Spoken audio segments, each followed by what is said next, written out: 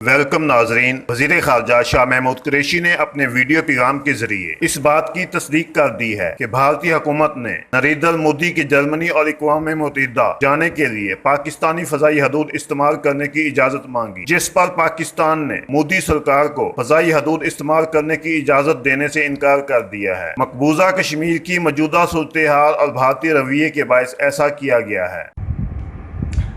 हिंदुस्तान से दरख्वास्त आई थी कि हिंदुस्तान के वज़ीर आज़म नरेंद्र मोदी वो जाना चाह रहे हैं जर्मनी, और ओवर फ्लाइट की पाकिस्तान की वो एयर स्पेस इस्तेमाल करना चाह रहे थे 20 तारीख को जाने के लिए, और फिर 28 तारीख को वापसी की वो इजाज़त मांग रहे थे।